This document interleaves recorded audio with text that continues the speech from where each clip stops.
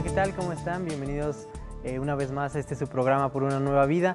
El día de hoy, bueno, les recuerdo que es una coproducción entre Secretaría de Salud y Televisión de Tlaxcala. El tema que vamos a estar hablando el día de hoy le hemos titulado Conociendo el SIDA, puesto que es un tema bastante importante.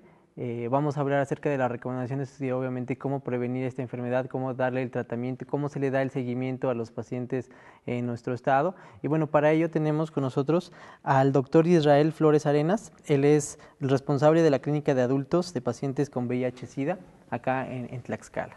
Hola doctor, muy buenas noches. Hola, ¿qué tal? Buenas noches. Gracias por estar con nosotros. Y también tenemos con nosotros a la psicóloga Tania López Sánchez, quien es precisamente psicóloga de esta misma clínica de atención para adultos pacientes con VIH-Sida. Hola, licenciada. Buenas noches.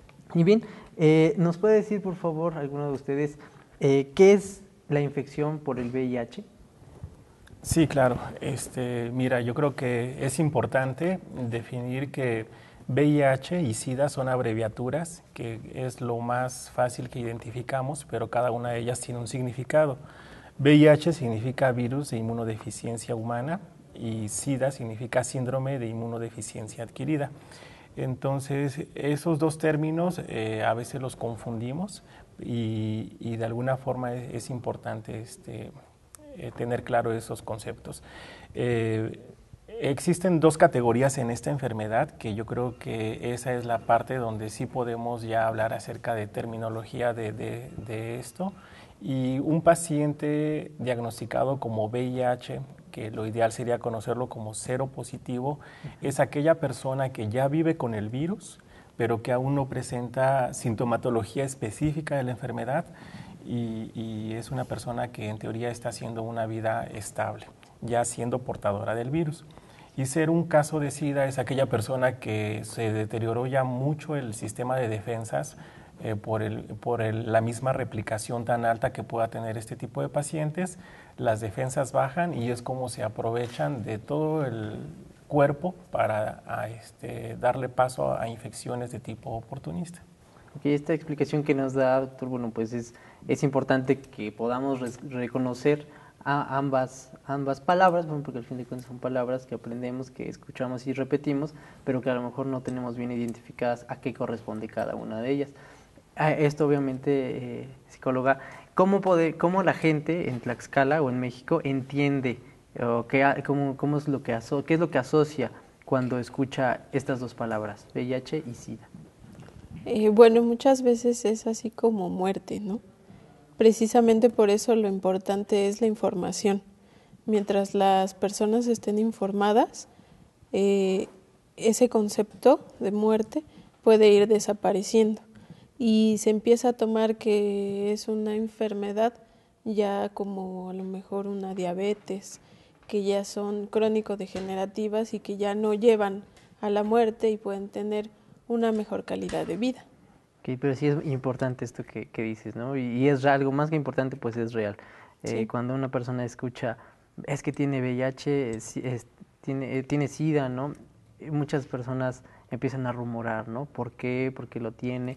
Obviamente vamos a desmitificar muchas cosas el día de hoy. Entonces, doctor, cuando una persona tiene VIH, no siempre tiene SIDA. ¿Es así como puedo entenderlo? Así es. Una persona con VIH solamente sabemos que se ha identificado el virus en su sangre, pero no ha lastimado tanto el sistema de defensas y es una persona que por lo menos de 5 a 7 años puede estar pensando que está bien y ya ser portador del virus. Después de que pasa estos 5 o 7 años, se deteriora el sistema de defensas, aparecen infecciones y es como a veces la persona empieza a buscar ayuda. ¿Sabes qué? Estoy bajando de peso, empecé a tener fiebre, tengo problemas con el apetito, tengo sudoraciones en la noche y es cuando empieza toda esa búsqueda de saber qué tienen. En ese momento, ya una vez que pasaron 5 o 7 años, ya la persona ya llegó a la categoría de SIDA. Es una etapa, es un virus un poquito... está clasificado como un lentivirus, o sea, y es por esto, porque puedo infectarme y de 5 años estar hablando que apenas voy a desarrollar el SIDA. ¿Cómo una persona podría infectarse con este virus? Existen 3 categorías y eso ya está más que estudiado, que solamente son 3 las vías de la infección para este virus. La infección principal es sobre la vía sexual y eso va a implicar toda una serie de cosas que arrastra este término, como es la educación, la época en que vivimos, la tecnología, el enfoque dentro de las familias, en fin, porque todos esos conceptos, si están bien cimentados o por el contrario mal, nos van a aumentar el riesgo para la infección. Es muy complicado meterse en la parte sexual hablando de nosotros como seres humanos, pero esa es la vía que ha dado más número de casos como vía de transmisión, la vía sexual. La segunda vía es aquella cuando tenemos contacto con fluidos corporales de una persona infectada o podemos tener accidentes con instrumentos punzocortantes y bueno, pues no se toman las medidas adecuadas para hacer esa prevención dada estas situaciones. Y la tercera vía de infección es la de transmisión vertical. La transmisión vertical hablamos de una madre infectada con el virus del VIH, que la mayoría de las veces lo desconoce, por lo tanto se llega a término ese embarazo y al no haber tomado medidas adecuadas para evitar la transmisión, se da esa infección hacia ese recién nacido. Entonces, claro que ahí también entra lo que es la lactancia materna. Si la paciente, la mamá, sigue sin saber que es portadora y le está dando lactancia materna, pues esa es otra vía, pero se desprende de la misma vía de transmisión vertical. Entonces, son las 3 vías para contagiarnos. Y por ejemplo, en Secretaría de Salud y en muchas otras instituciones, asociaciones civiles, se hacen campañas para la prevención de la transmisión del VIH. ¿Cuál es la metodología que se utiliza en algunas de estas instituciones, por mencionar alguna estrategia? ¿Cómo es que se aborda a los jóvenes o a la población en general este tema? En ocasiones se utilizan ferias en las que se promueven las pruebas rápidas también hay grupos donde es más específico y van ya sea a reclusorios o algunas zonas específicas de algún municipio a promover la prueba, que es la forma más fácil de poder detectar esta infección. Bueno, esa por la parte de la promoción de la salud, la prevención. Hablando de prevención, precisamente, ¿cuáles son las recomendaciones que se le da a la gente para que pues no suceda la transmisión del virus? Eso se encargan los compañeros que trabajan en el Capacits, que ellos son los que hacen la prevención de todas estas situaciones. Entonces, a través de pláticas con los alumnos, en las de oportunidades. Entonces, esa es la manera en que se hace la difusión de la prevención de la infección por VIH. Ok, entonces van a ciertos grupos a dar pláticas a las escuelas, pláticas informativas. ¿Desde qué niveles? ¿Secundaria, prepa? Sí, por lo regular el grupo más de mayor impacto es el adolescente. Entonces, todo lo que es nivel secundaria y preparatorias es un grupo que se busca en específico para dar todo este tipo de información. Y bueno, lo que hacía mención mi compañera acerca de los Capacits, es importante también saber qué son este tipo de centros. Los Capacits son centros ambulatorios para la detección de pacientes con VIH. La Secretaría de Salud Nacional usa ese término y todos los estados tienen Capacits. A veces este número de centros está estimado de acuerdo a la geografía del estado. Tlaxcala, por ser el estado más pequeño, pues prácticamente nada más contamos con un centro. Y toda la labor que tiene estos centros son enfocados a la prevención y a la detección oportuna, porque esa detección oportuna es lo que nos va a dar pauta a estimar que un paciente le podamos darle una buena calidad de vida. Y pues efectivamente hay muchas estrategias desde difusión en folletería, acercarse a los mismos centros, acercarse a las escuelas, a los lugares de trabajo, en fin, buscar grupos vulnerables para dar este tipo de información. Claro.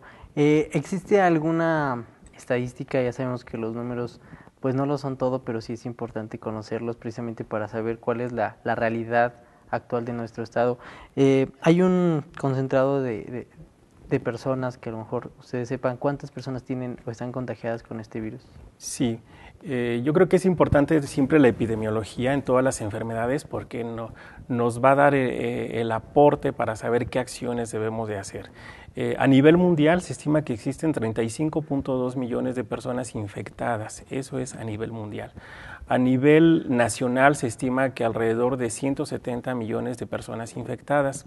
Y en el estado de Tlaxcala se han identificado casos acumulados desde el primer caso, que fue en 1987, hasta este año, 1.492 casos diagnosticados.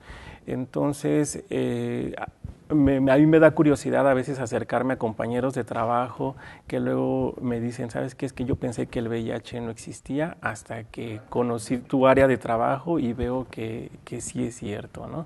Entonces, pues las acciones la verdad es que son muchas. También es muy cierto, y fíjate que esto yo lo comento en muchas ocasiones que me toca dar cierta capacitación.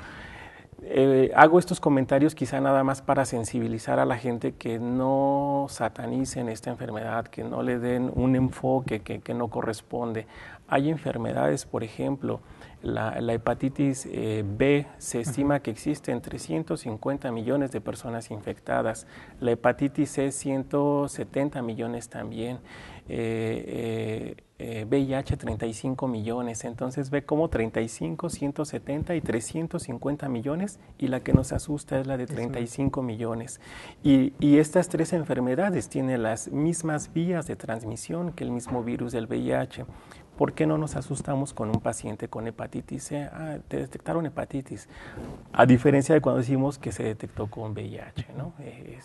Cambia mucho los enfoques. Nada más para que, bueno, reafirmar estos datos que nos estaba dando, nos estaba diciendo que a nivel mundial, ¿cuántos casos, existen? 35.2 millones de personas infectadas. ¿Y en México? 170,000 personas. Dije 170 millones, 170,000 hubo un error ahí. Era mi duda, 170,000 personas. Y en el estado, bueno, pues existe el acumulado de 1.492, sí, desde el 87 así es. A la fecha.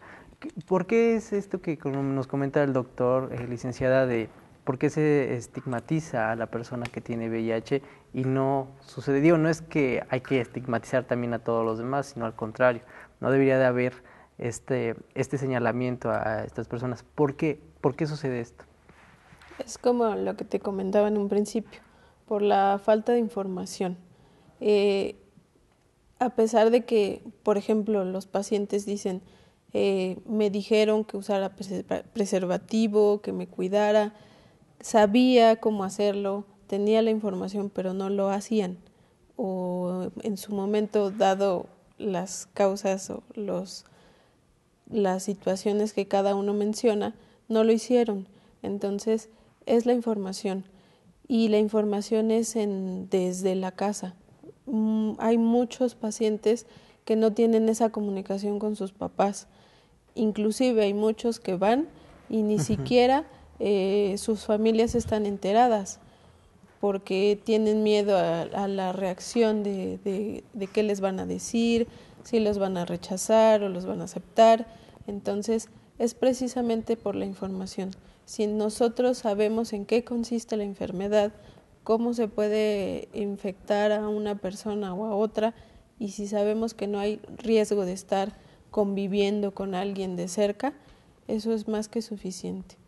Entonces, bueno, en algún momento hubo esa información, tal vez fue una información mal proporcionada en algún momento de la historia, ¿no? Porque, bueno, como se sabe, ¿no? Mitos, ¿no? No te le acerques porque te vaya a contagiar, que no se saluden de beso, etcétera, ¿no? Son temas que en antaño pues se hablaban y tal vez ese exceso de información equivocada, ¿no? Fue lo que hasta ahora, bueno, sucede, que nos alarmamos más por una enfermedad que sí es mortal y es complicada, pero sin embargo existen otras que igual lo son o tal vez hasta peores. Lo que yo he observado es que toda enfermedad nueva provoca ese pánico, un pánico a la sociedad.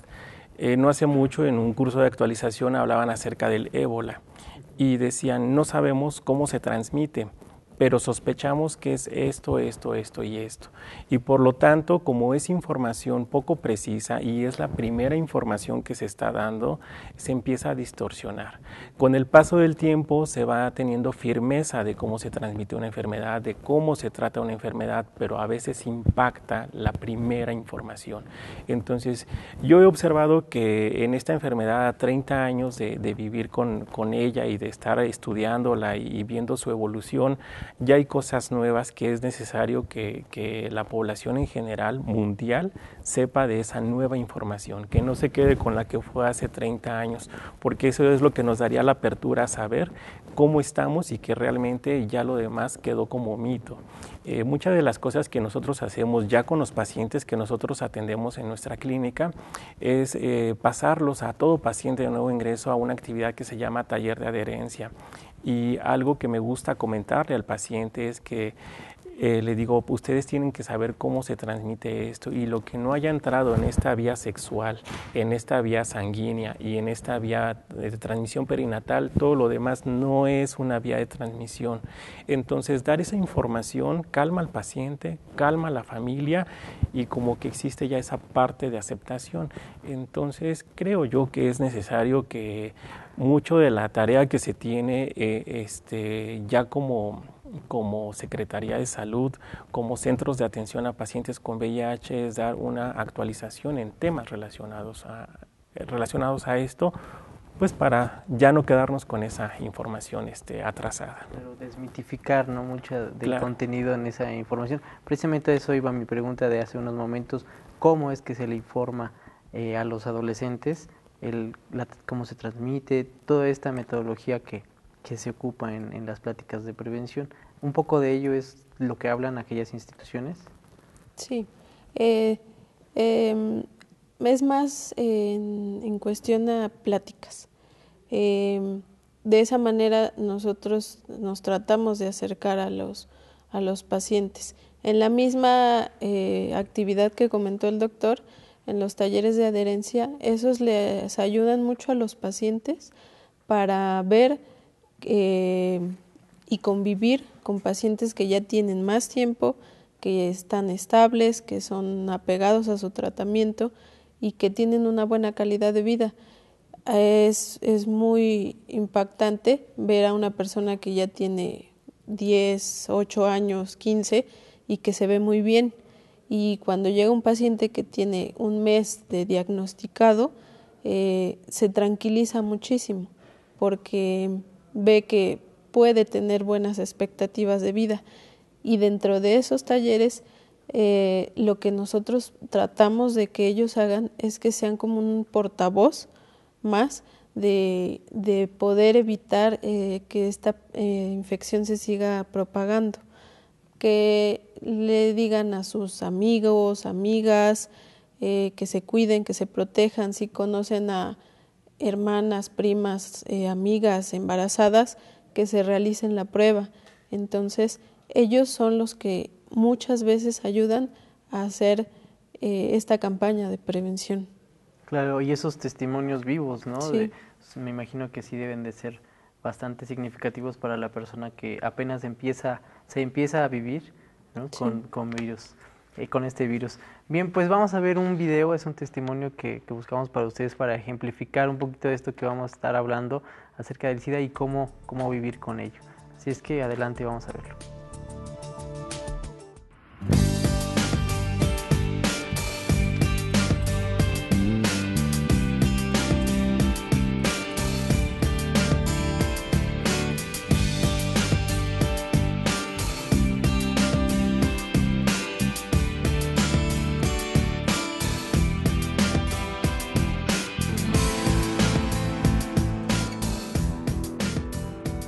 Mi nombre es Rosmary Rincón, soy mamá.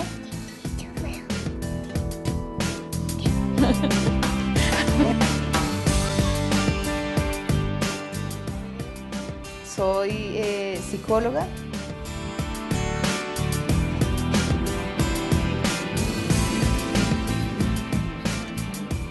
soy buena hija, soy buena amiga, buena empleada.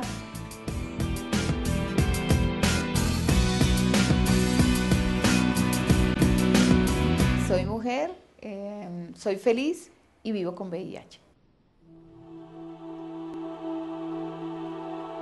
Lo que siempre pensamos es que a mí eso no me puede pasar, ¿cierto? Esto es de otros, de otras personas, pero no de nosotros. Primero, pues soy mujer ama de casa, soy de pareja estable, porque duré 8 años con mi novio, ¿cierto? Mi único novio, mi única pareja sexual en la vida, y con él me casé. Eso le pasa ahí a las mujeres como terribles, a las trabajadoras sexuales, a los homosexuales, a esa gente que tiene una vida pues muy libertina, muy de todo, pero a mí no. Yo delegué el cuidado de mi sexualidad y de mi salud a mi esposo, a mi pareja, y quizás el amor que deposité sobre él no me permitió percibirme en riesgo.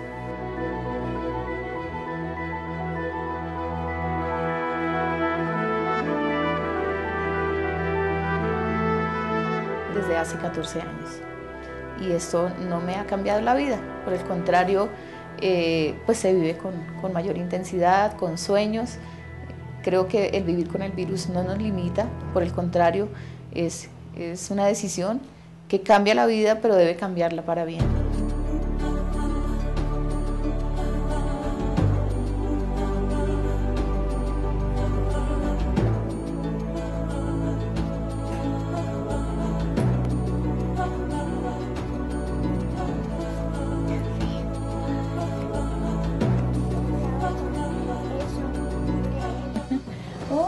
Tenemos papeles en la sociedad que debemos cumplir a nivel individual. Sí, es tomar también esa iniciativa, porque muchas veces las personas se quedan ahí. Pareciera que la solución más fácil es decir me muero, pero bueno, pareciera también que pasa el tiempo y ya pues como es una enfermedad crónica, tratable, ¿cuánto tiempo tengo que quedarme esperando ahí la muerte? ¿Cierto? Podrían pasar 10, 15 años, que es lo que yo ya llevo 14 años. Si hubiese tomado otra actitud, seguramente ya no viviría y no hubiese tenido los privilegios y las oportunidades que me he dado y que la misma vida me ha dado también. Creo que Dios, de cierta manera, y el mismo universo, ha colocado las personas y los medios para salir adelante. Y creo que a todos nos los da, ¿sí? Ni por más que uno viva pues, en el último rincón del mundo y todo, pero si tiene una actitud positiva frente a la vida y los sueños pueden más, es empezar también a investigar, ¿no? Y a darnos la oportunidad que no se transmite así, que hay que tener cuidados, que hay que ser responsables, pero además que el hecho de tener VIH no me coarta en el ejercicio de la maternidad, de amar, de ser amada, de bueno, así como se tiene tantos otros sueños, ¿no? Los medios y las condiciones están dadas, ¿ves? Entonces yo me di la oportunidad, como lo puede hacer cualquier mujer que vive con el virus, yo me di la oportunidad de ser madre, obviamente documentándome, está todo el apoyo del equipo interdisciplinario, donde me prestan la atención integral, están todas las condiciones dadas y pues ya pues está el resultado, que es mi hija que vive con 3 años, mi hija está descartada totalmente del virus y bueno, pues seguimos en la lucha constante como lo hace cualquier familia en el país. Vivamos o no con el virus, somos mujeres en esencia y creo que lo que nos hace ser valiosas es eso, esa diferencia con los hombres también, pero que hacemos un equipo muy perfecto entre hombres y mujeres. En realidad es respetarnos y amarnos en esa diferencia. Mujer con VIH o mujer sin VIH, somos igual de valiosas.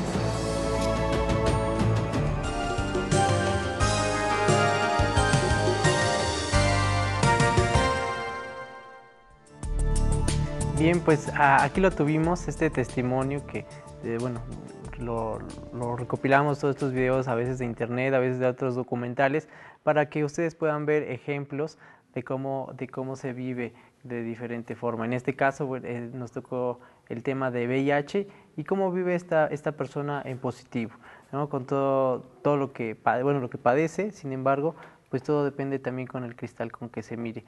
¿Cómo llegar a este nivel de positivismo que acabamos de ver con esta persona en el video? Todo depende de cómo el paciente vaya aceptando su enfermedad, de pasar todo ese proceso de duelo, de dejar de culparse, de perdonarse, de buscar responsables y llegar a aprender a vivir con VIH. Y en general la mayoría de los pacientes viven muy bien. Todos los pacientes que tenemos están bien controlados, son apegados a su tratamiento, son muy exitosos, estudian, trabajan, son artesanos. Entonces, todo depende de ese proceso, cómo lo vayan viviendo, cómo lo vayan aceptando y asumiendo sus responsabilidades también, que es muy importante, porque cuando dicen es que porque yo, como decía la cápsula, o a mí no me va a pasar, eso lo hace más complicado, eso hace que ese proceso de duelo se vaya retrasando y obviamente pues va a acarrear a un mal apego al tratamiento o que no se atienda, simplemente que deje de asistir. Y esta parte de la negación, pues, digámosle, por llamarle de alguna forma, es transitoria, ¿no? En algunos casos, y es normal y hasta esperado. Sí. Sí, porque a mí el preguntarte, porque yo, porque esto, etcétera. Y más como, bueno, si es en el caso de esta persona del video, que digamos que no era responsable al 100% en esta situación, ¿no? Porque, bueno, da a entender que fue por parte de su marido, supongamos una infidelidad, no sé. En este caso, ¿cómo empezar a dejar de decir por qué, y ahora hacerse cargo de la salud? ¿Cuál es ese proceso? De alguna manera todas las personas nos damos cuenta cuando algo no está bien y es ahí donde donde es importante la parte de la responsabilidad. Si nosotros, por ejemplo, sabemos que el marido sale, no sé, a tal hora del trabajo y siempre llega tarde y no sabemos por qué, o es un marido que se fue a Estados Unidos y regresó después de tantos años y no supimos qué es lo que hizo, es ahí donde entra la parte de responsabilidad de cada uno de nosotros. Entonces, de esa manera, empezando a aceptar lo que nos corresponde, es como podemos ir suavizando más esa noticia y con la información donde sabemos que existe un tratamiento, que existe una buena calidad de vida, que el tiempo depende tanto del medicamento como del mismo paciente. Entonces eso hace que las cosas sean mucho más sencillas y que ya no sea tan pesado esa parte de porque yo y como me pasó a mí. Entonces eso es lo que lo hace más sencillo. Claro, este proceso que nos referimos, bueno, es el conocido como el duelo, sí. ¿no? Es un duelo por pérdida de salud, ¿ok? Pero pasa, puede llegar a pasar. Sí, pasa prácticamente a todos los pacientes. Hay muchos que es muy rápido, que dicen soy consciente de lo que hice, de las situaciones en las que me expuse, entonces de alguna manera como que se lo esperaban, porque no se protegieron, porque no se cuidaban. Entonces para algunos es muy muy sencillo y a quien sí tal vez puede tardar un poco es, por ejemplo, como en ese caso de la cápsula, las amas de casa que dicen pues yo no hago nada, estoy a la escuela, mis hijos, la casa, no voy a ningún lado. Para ellas digamos que sí puede ser un poquito más tardado, pero en la mayoría les pasa, claro. Lo concluyen. Pregunta para ambos, ¿existe un protocolo para dar el diagnóstico? Sí, la mayoría de la información que se trabaja nos rige lo que es el órgano de Censida y ellos marcan esos protocolos para que los protocolos sean homogéneos en todo el país.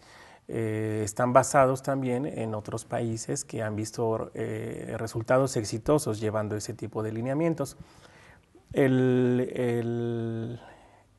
que nosotros tenemos aquí en el estado pues es que se hace la difusión de lo que son los centros de detección, como ya lo comentábamos hace un rato, los Capacits. Ahí el paciente puede acudir a solicitar una prueba de forma gratuita, de forma anónima. Hay un grupo de personas capacitadas y sensibilizadas en el tema es confidencial y por lo tanto pues el paciente debe de sentirse seguro de ir a solicitar una prueba de este tipo.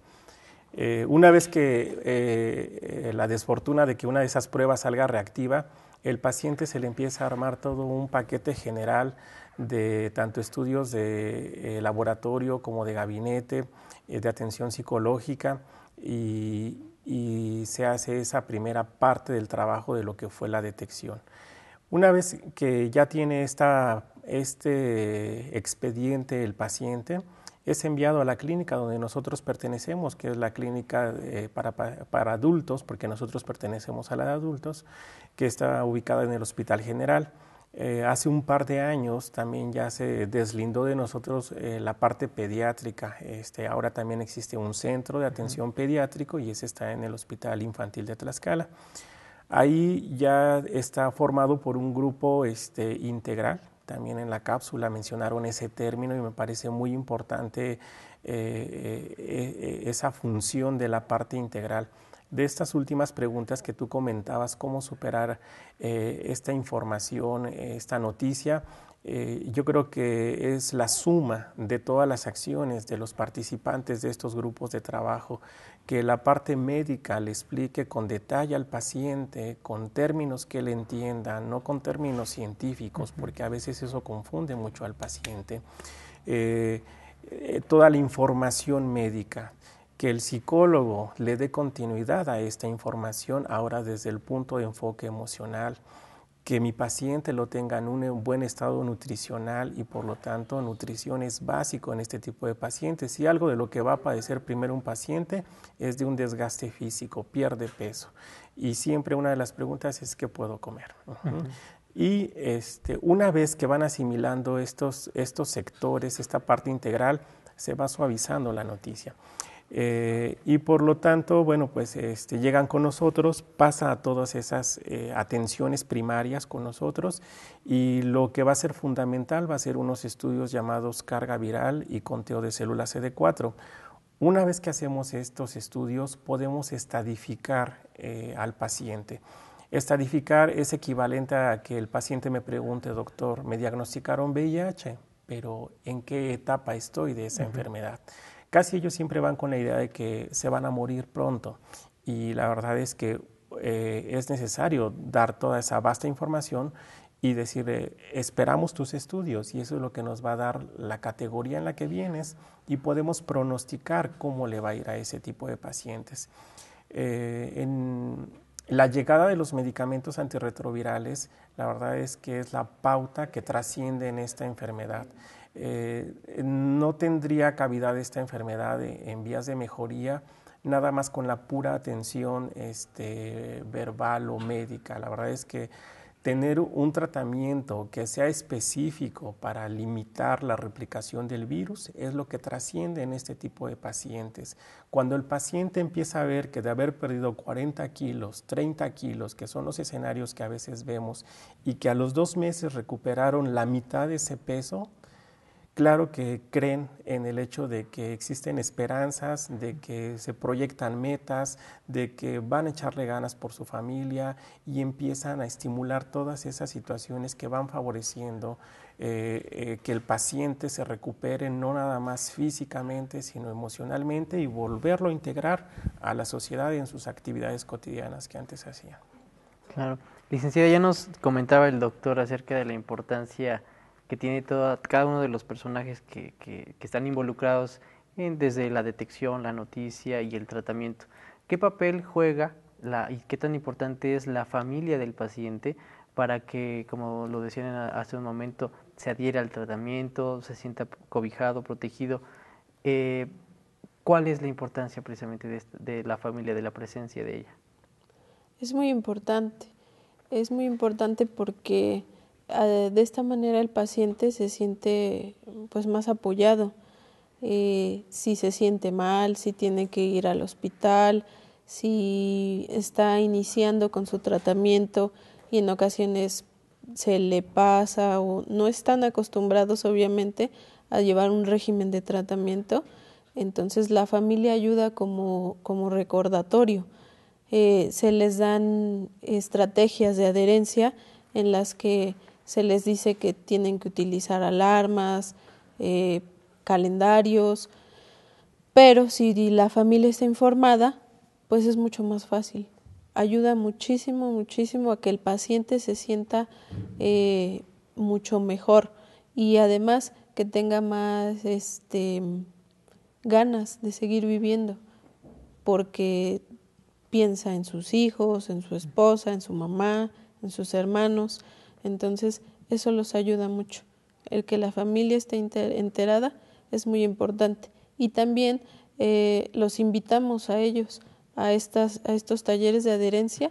Los familiares también van y les ayuda para informarse, para tener claras las diferencias en cuanto a VIH, a SIDA, de qué manera se pueden infectar, en qué pueden tener riesgo, en qué no. Entonces, es muy importante el apoyo de la familia.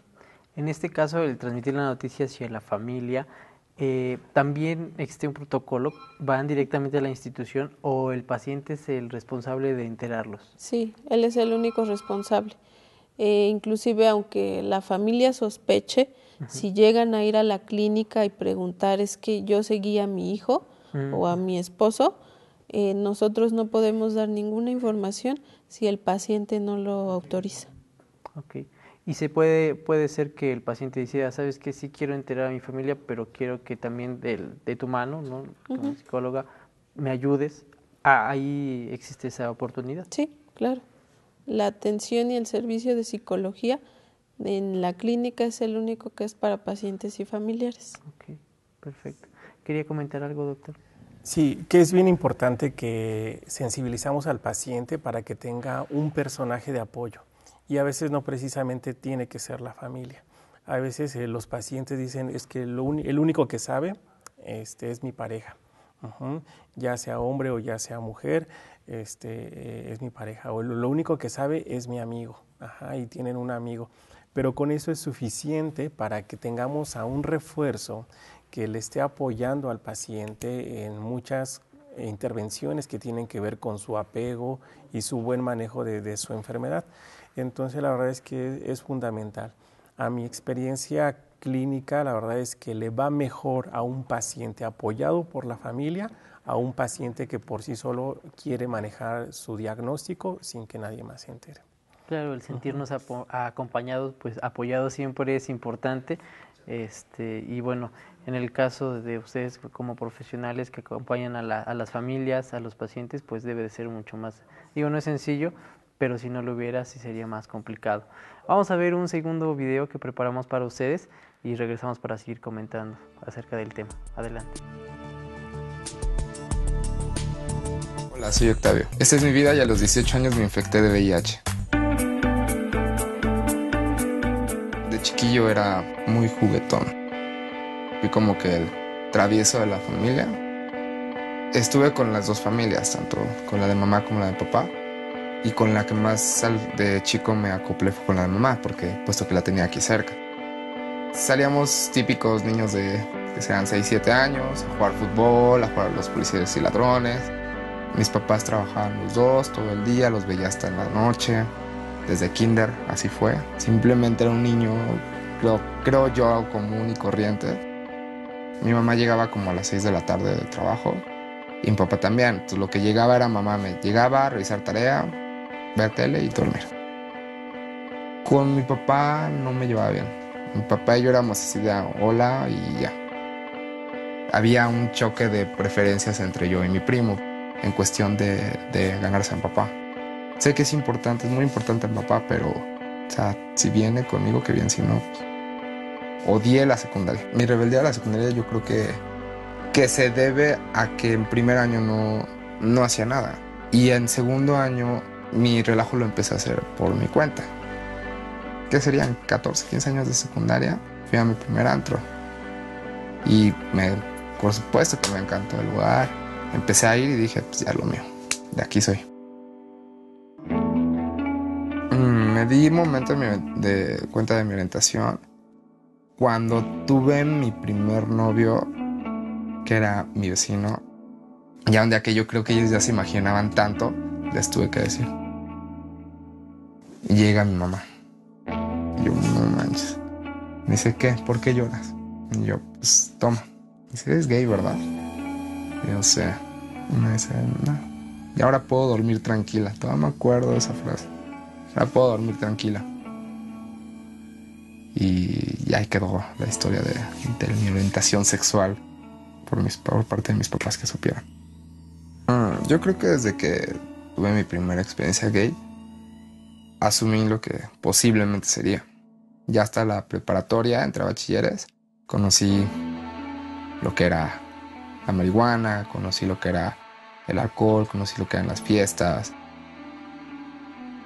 El innombrable, yo lo conocí en una fiesta, me lo presentaron, platicamos, me pidió ese mismo día que anduviéramos. Y pues ya cuando empezamos ya como a los 8 meses de relación, yo ya toda mi vida, todo mi tiempo era para él. Hasta ese momento, con él fue la primera vez que no usé condón. Todas mis relaciones anteriores sí usé condón, hasta con él. Y vi una carta que él escribía a su amigo. Decía, ¿sabes qué? Perdóname por haber hecho lo que hice, pero tú sabes que estoy en fase terminal. Y ya cuando me iba a volver a ir al metro, le digo, oye, ¿y esta carta? Me dice, perdóname. Yo, no. Me dice, perdóname. Él jamás me dijo que él vivía con VIH. Y yo decía, ¿por qué no me hago la prueba? ¿Qué tal si tengo VIH? Tú piensas que no te va a tocar. Tú dices, a mí no me va a tocar. No tiene por qué darme. Y entró mamá y me dijo, ¿por qué lloras? Y yo, pues, es que pasa esto con él, no sé qué hacer. Y aparte me enteré que tiene VIH. Me dice mamá que el otro día fuéramos a hacerme la prueba. Y pues bueno, fueron los 15 minutos más largos de mi vida. El psicólogo, consejero, me dice, pues tu resultado fue este. Ya, sabes, positivo. No, pues mamá se puso mal. Fue una catarsis, porque no estamos preparados para ese tipo de noticias. Octavio estaba como que estaba bien consciente de lo que estaba viviendo. Él ya esperaba esa noticia. Nada más lo que esperaba era confirmarlo. Él está bien involucrado en lo que debe de hacer. Para nosotros, el soporte es Octavio. Entonces yo creo que es un soporte equilibrado, tanto yo los necesito a ellos como ellos me necesitan a mí. Bueno, Red Mexicana de Personas que Viven con VIH, SIDA, SADCB es una organización que intenta brindar apoyo emocional y apoyo en grupo a personas que son diagnosticadas con VIH. Para mí la red es como mi segunda casa. Ha sido mi segundo apoyo. Mi segundo apoyo tanto en información. Ha sido mi segundo apoyo cuando me siento mal. Todos debemos de tener la precaución y la conciencia que a pesar de que, es mi novio, es mi esposo, el uso del condón puede ser ese pequeño látex puede ser la diferencia para muchas cosas, para todo un cambio en tu vida. Mis proyectos ahorita es claramente terminar la universidad. Me veo en unos 6 años trabajando para alguna institución de salud pública. O yo sé que hay chavos que están pasando lo mismo que yo pasé y que necesitan una mano, en quien apoyarse, ¿no? Y me gustaría hacer esa mano de apoyo para la gente que lo necesita. Hasta la fecha no me he arrepentido de nada de lo que he hecho. Y estoy bien con quien soy ahorita.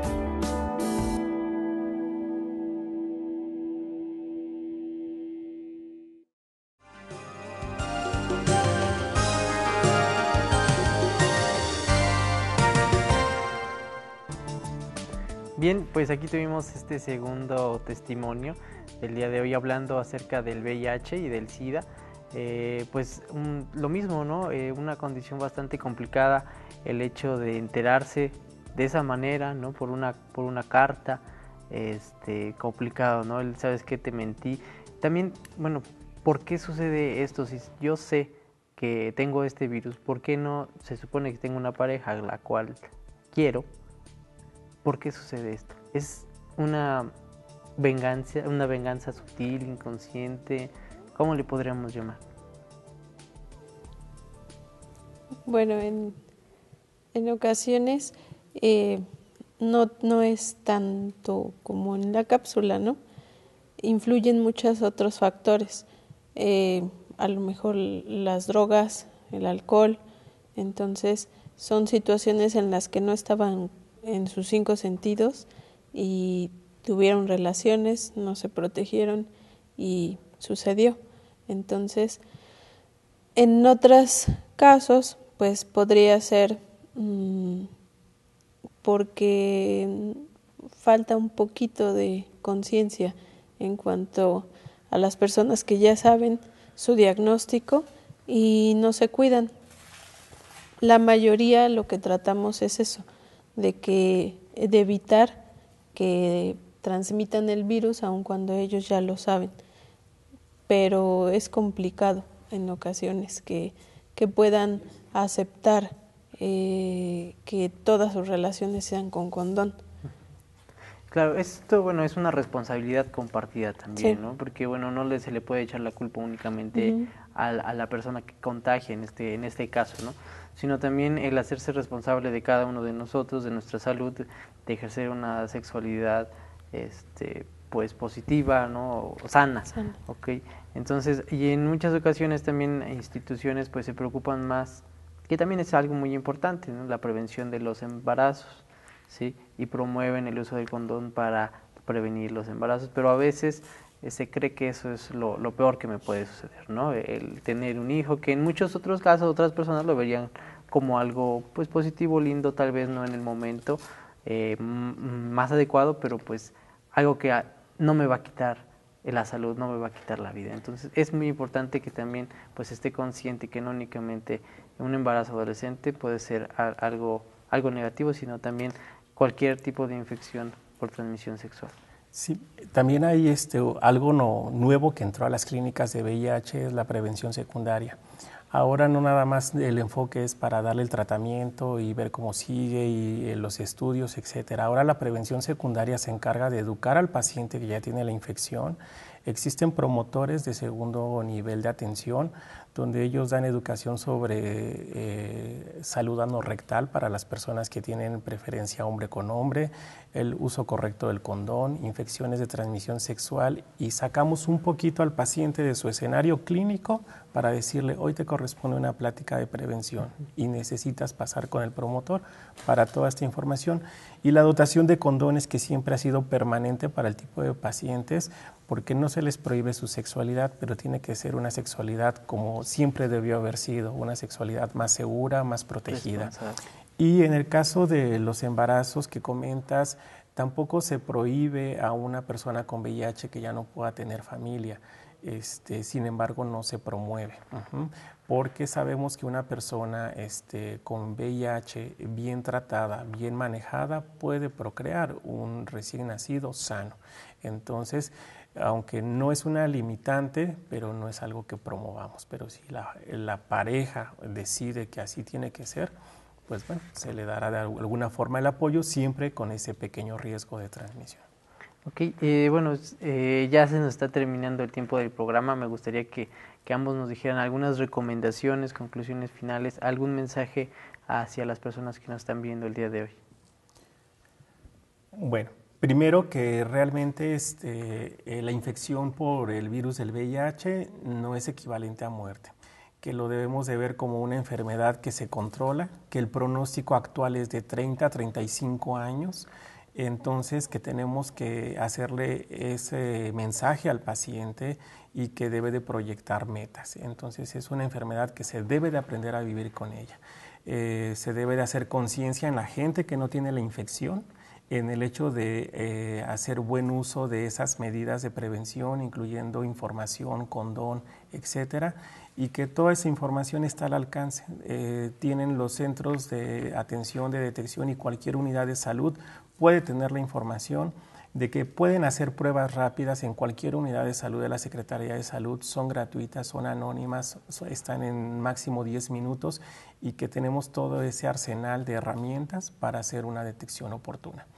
Y bueno, también agregar que entre esas partes preventivas que se están trabajando, pues también es tener personal médico capacitado y actualizado. Para ello, pues siempre hacemos una actividad académica que ya tiene 9 años haciéndose y que este año se llevará a cabo este próximo viernes en las instalaciones del ITAES en el auditorio, y que pues está abierto a toda población médica, paramédica y afín que quiera estar informado y actualizado en este tema. Allá los esperamos. Ok, el tema precisamente es eso que estuvimos hablando, ¿verdad? Exactamente, e información actualizada, que es lo que comentábamos. Es necesario refrescar todo esto para quitar mitos. Ok, doctor, bueno, pues agradecemos mucho su participación y esperemos nos estemos viendo en alguna otra ocasión. Claro que sí, gracias por invitarnos. Gracias. Licenciada, sus recomendaciones. Que lo que mencionaban en parte en la cápsula, que no importa con quién estén, si es novio, pareja ocasional, estable, que siempre se utilice condón. Eso es la mayor seguridad que nos puede dar de no adquirir una infección. Okay, entonces, el cuidarme a mí mismo para evitar estas complicaciones. Claro. Bueno, pues muchísimas gracias a los dos, licenciada, doctor, y bueno, esperemos que este programa pues les ayude, les sirva a todos los que tuvieron la oportunidad de verlo y que obviamente pues ejerzan su sexualidad de forma responsable. Muchísimas gracias y nos vemos el próximo martes. Hasta luego.